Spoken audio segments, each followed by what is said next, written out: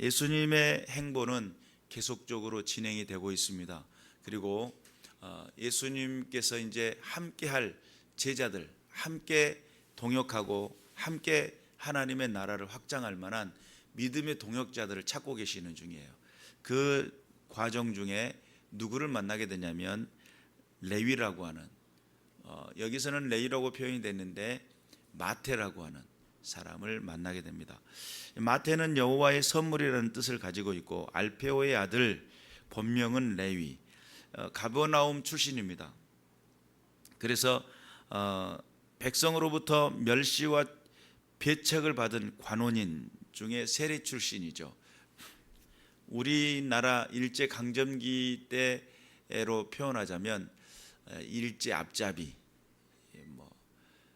종로 경찰서에서 김똑강 한번 찾아가던 그런 사람하고 비슷합니다. 한국 사람이면서 일본의 일들을 감당하고 경찰서에서 일하면서 한국인들을 잡아가는 그런 느낌이에요. 근데 느낌은 느낌인데 여기에서는 이분은 무슨 일을 하냐면 세금을 징수하는 일을 합니다. 그러니까 로마를 위해서 일을 하는 사람이죠. 그때 당시 그 세리들은 죄인 취급을 받았습니다. 거룩한 하나님의 나라에 하나님의 뜻에 순종하는 사람들이 되어야 되는데 어떻게 너희는 그 나라의 빌부터 가지고 인생을 사느냐라고 하는 그런 이야기를 듣는 그런 사람들이었어요. 인생 속에서 어떻게 보면 오점이라고 볼 수 있잖아요.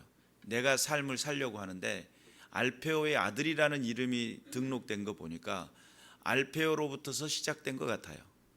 그리고 또한 이것이 하나의 가업처럼 또는 가업이 아니었을지라도 세리라고 하는 그 직업을 가지고 있는 이 상황 속에 보면 그들의 인생 속에서는 그 시대의 흐름 가운데 생존이라는 이름이 붙어 있지 않았을까.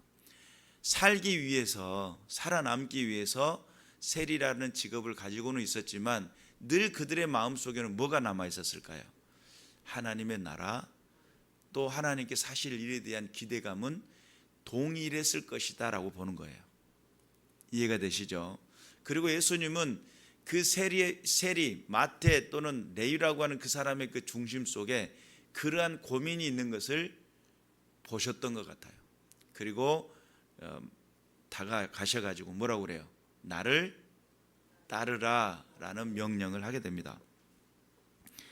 백성으로부터 멸시와 또한 배척을 받던 관원, 그리고 세리라는 그 출신, 그는 상당한 재력가였습니다. 재력가일 수밖에 없는 것이 현금이 돌잖아요. 그래서 이제 가문적으로도 상당한 재력가였고 예수님의 부름을 받고 12제자 중에 한 사람이 되었습니다. 그러면 지금 이 마태라고 하는 이 세리는 무엇을 결정한 거죠? 편안하고 안락하고 알짜배기 어떤 직업으로 보자면 알짜배기 직업을 포기한 거예요.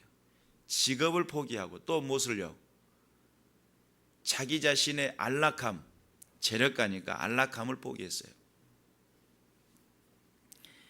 그리고 그의 부르심을 받아가지고 자기 세간의 업무를 다 내려놓고 예수님을 따르기를 시작했다는 거죠. 그래서 마태가 결정한 것 중에 강력한 결단을 보면 그는 예수님의 부름을 받자마자 예수님의 제자가 되기를 위해서 자기 자신의 모든 이제 세상 말로 말하는 커리어죠. 자기가 가지고 누릴 만한 모든 것들을 다 내려놔 버려요. 그리고 예수님의 제자의 길을 걷게 됩니다. 여러분, 이 제자가 된 이 마태, 평탄한 삶을 살 수 있었을까요? 어렵습니다. 마태가 가고자 하는 그 모든 삶의 모습 속에는 예수님이 나를 따라오라 라고 했을 때 그 따르려고 작정했을 때에 자기가 안락하고 편안한 삶을 포기했기 때문에 그 인생은 앞으로 예고가 된 것과 같습니다. 그리고 그는 자기가 제자가 된 다음에 그 주변에 있는 많은 사람들을 초청을 합니다. 오늘 여기 본문에도 나오는데 15절에 보니까 그의 집에 앉아 잡수실 때에 제자로 따르기로 했던 이 마태 집에 예수님께서 초청을 받아서 그 집에 들어가게 됐어요. 그리고 그 집에서 잡수시는데 어떻게 해요? 많은 세리와 죄인들이 예수와 그의 제자들과 함께 앉았다는 거예요. 그러니까 지금 현재 마태 한 사람의 변화는 무엇을 가져다 줘요? 죄인들에게도 가능성이 있음을 가져다 줘요. 그리고 또 세리라고 하는 이 직종을 가졌어도 앞으로 예수님이 외치는 하나님 나라에는 그런 사람들도 자리가 있음을 알게 돼요. 이해가 되시죠? 그래서 마태는 자기 자신 예수님을 따르려고 작정하고 이제 공표를 한 겁니다. 나 이제부터 예수님 따르기로 작정했어. 그리고 내 인생 속에 오직 예수님만을 위해 인생을 한번 살아볼 거야 라고 하는 결정을 내렸는데, 그것이 단순히 어느 구멍가게 또는 어느 조용한 시골집에서 또 대나무밭에 소리 지르면서 나 예수님 지지했다 이렇게 소리 지른 게 아니라 만나는 모든 사람들, 그리고 특히나 자기 직종에서 함께 일했던 세리들을 불렀어요. 그래, 영향력 있는 사람이죠. 그리고 세리들을 함께 동료들을 불러가지고 뭐라고 이야기해요? 나 이제부터 예수님 따르기로 했어 라고 간증을 시작한 것 같아요. 그리고 거기에 초청할 때 많은 죄인들이 함께 반응을 하고 따라왔어요. 여기서 죄인이라는 개념 속에서 보면 당시에 이스라엘 백성들의 그 흐름 속에 율법이 규명하고 있는 거기에서 벗어난 사람들, 생존이 먼저 자기들의 인생 속에 더 다가왔었고 살기 위해서 선택할 수밖에 없었던 그런 인생들을 사람들은 죄인 취급을 했다는 거죠. 그리고 또한 그 모습을 보면서 많은 사람들이 죄인이라고 여기고 있을 때에 예수님 주변에는 이런 사람들이 모였다는 거예요. 그리고 소외되고 또 거기서 고통 중에 있고 힘들어져 있는 그들에게 예수님은 그들에게 희망이 되었습니다. 하나님 나라, 기존에 있는 하나님 나라, 기존에 있는 이스라엘 나라에는 그들은 설 수 없었고 그들은 함께 하고 있으나 늘 멸시를 받고 천대를 받는 그런 입장이 있었어요. 근데 그들의 인생 속에 나도 하나님의 나라의 일원인데, 나도 하나님께서 부르신 선택한 백성 중에 한 사람인데 나에게는 기회가 없을까? 내 인생 속에는 그런 기회가 없을까? 이런 거죠. 태어날 때부터서 예수 믿기로 작정되고 태어난 모태신앙자들, 이 모태신앙자들이 못된 신앙자들이죠. 또는 모태신앙자들이 못한 신앙, 하여튼 못하고 못되고, 왜 그러냐면 이것을 하나의 문화로 받아들이기 때문에 그래요. 사실은 하나님을 만난다는 인격적인 만남이 너무 중요하거든요. 내가 예수 그리스도를 내 안에 영접하고 내 인생 속에 의지적인 결단이 일어나야 돼요. 마태는 어떤 결단을 했냐면, 물론 이 사람이 모태신앙자는 모태신앙자일 거예요. 우리의 어떤 개념하고는 좀 다르니까. 그럼에도 불구하고 세상으로부터서 멸시받는, 천대받는 그런 직종을 가지고 있었고 그런 상황 속에 처해 있었지만 그는 여전히 하나님의 자녀이기를 원했고, 하나님께서 내 인생 속에 나를 찾아와서 나와 함께 해주시기를 소망하는 그런 은혜가 그들의 그 마태의 마음속에 있었다는 거죠. 그리고 그 상황 속에 기다리고 소망할 때에 예수님은 그의 마음을 아셨고 부르셨다는 거예요. 나를 따라오라. 그랬더니 그는 일어나서 예수님을 따르기로 작정하고 자기 집을 오픈해버립니다. 그리고 많은 사람들을 초청합니다. 요즘 오늘 현대를 살아가는 사람들이 자기 집을 오픈하고 사람들을 초청한다는 게 쉬운 일 아닙니다. 이해가 되시죠? 쉬운 일 아니에요. 누군가를 초청해 가지고 함께 나눈다는 것은 그 함께 나눌 때 거기에 관련된 이야기를 해야 되잖아요. 그러면 신앙에 관련된 이야기를 한다는 것이 평상시에 자기 집을 오픈하며 그곳이 하나의 작은 교회가 되는 것에 대한 꿈을 꾸는, 믿음의 가문이 되고 믿음의 역사를 일으킨다는 것이 단순히 우리 식구들 잘 믿고 잘 사는 이런 개념이 아니에요. 가문이 된다는 것은 그 가문이 영향력 있는 하나의 작은 교회로서 많은 사람들을 함께 할 수, 어우러질 수 있는 그런 영향력을 말해요. 그래서 하나님 앞에서 우리가 깨어 있어서 믿음의 결단을 한번 돌아볼 필요가 있습니다. 나는 과연 정말 하나님을 믿는 믿음이 우리 가정 안에도 있는가 돌아볼 필요가 있겠죠. 마태는 예수님을 만나 예수님을 따르기로 작정하고 그가 결단을 합니다. 그러니까 따르기로 결단한 것도 정말 기가 막히고 놀라운 사건이고, 따르면서 그가 보여준 그 모습은 자기 자신의 모든 알고 있는 지인들을 불러가지고 예수님을 만날 수 있는 기회를 열어버려요. 이해가 되시죠? 그래서 마태의 그 모습 속에는 많은 세리와 죄인들이 예수와 그의 제자들과 함께 앉았으니 이는 그러한 사람들이 많이 있어서 예수를 따름이러라. 예수를 따르게 되는 역사들이 일어나게 됐다는 거예요. 그리고 또한 거기에 잔치를 베풀고 자기 자신의 회심한 사건, 자기 자신이 내가 이제 예수님을 따르기로 작정한 그 회심한 사건을 공표한 거죠. 선포한 거예요. 나 이제부터 예수님 따르기로 작정했어. 너희들도 잘하더라. 이제 앞으로 나 세리 아니야. 예수님의 제자 될 거야. 놀라운 사건이죠. 그리고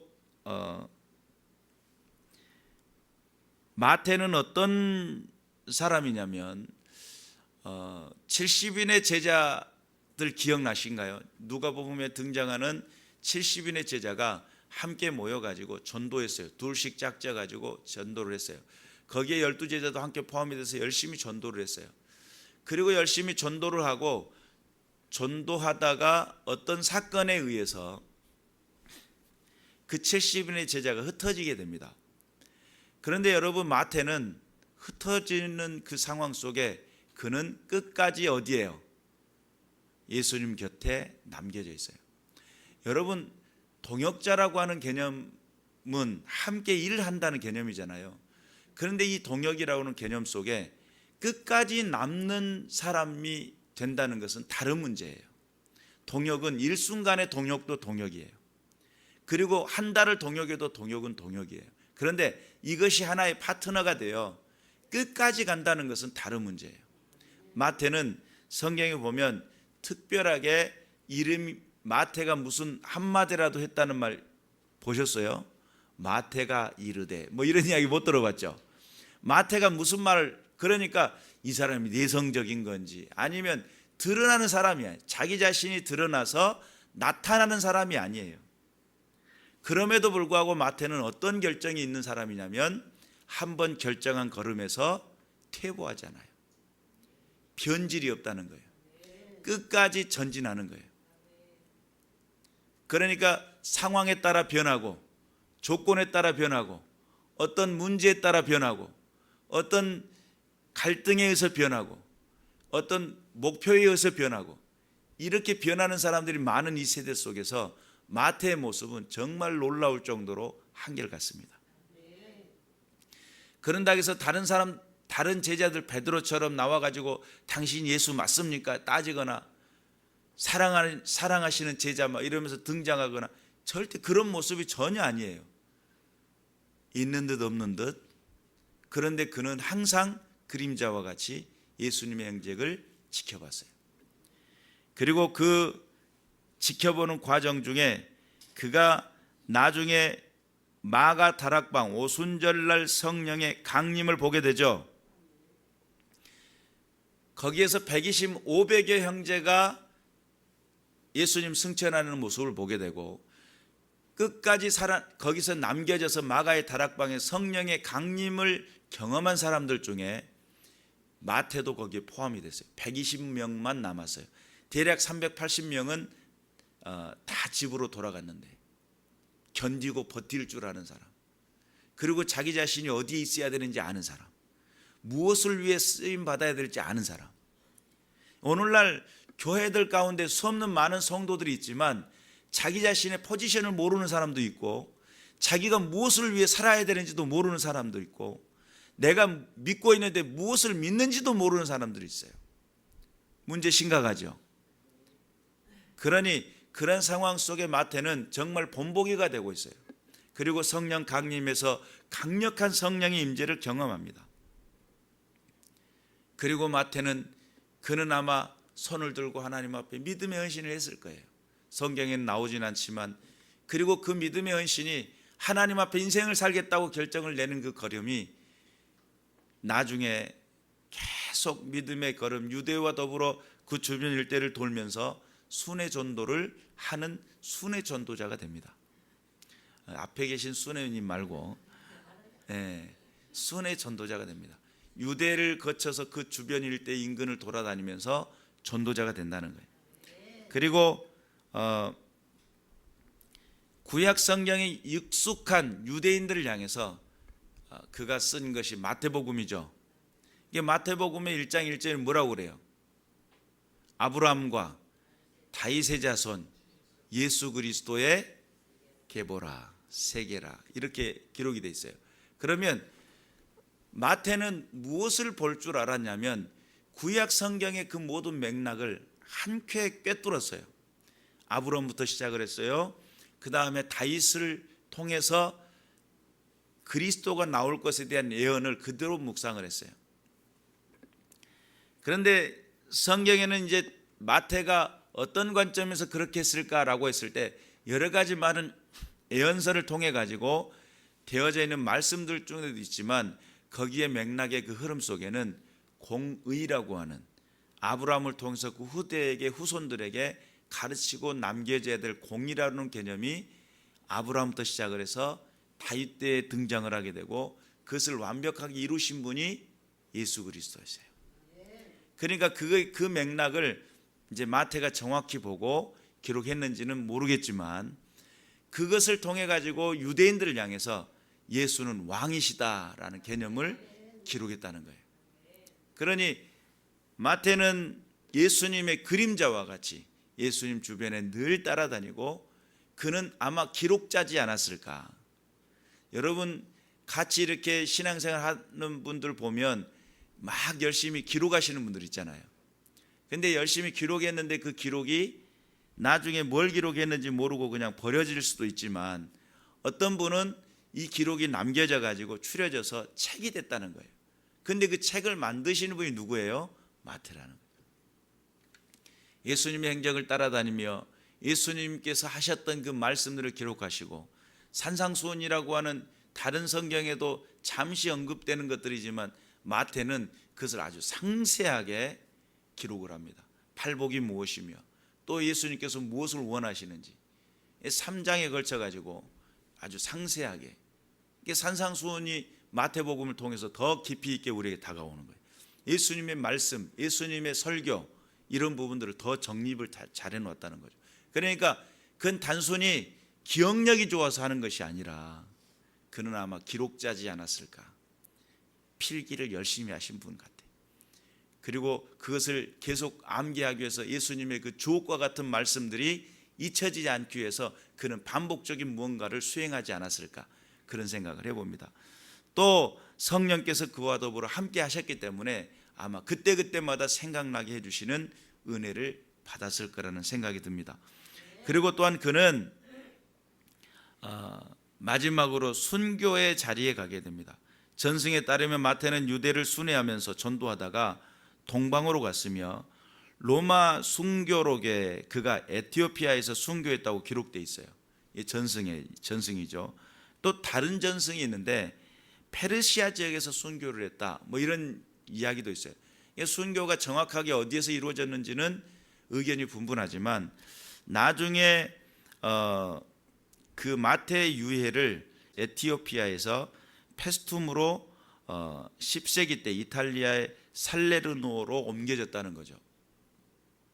그래서 그 상황을 통해 가지고 보면 마태는 순교자였다.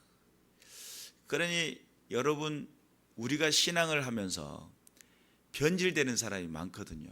상황 때문에 조건 때문에 이래도 되고 내가 더 우선이다 보니까 그렇게 인생을 사는 사람들이 많은데 이분은 한결같았을 뿐만 아니라 나중에 죽을 때 순교의 모습도 어디에서 순교를 했을지 모를 정도로 이게 불분명하니까 그럼에도 불구하고 그는 한결같이 하나님 나라를 외쳤고 그리고 또한 마태복음 28장 18절부터 20절에 그러잖아요.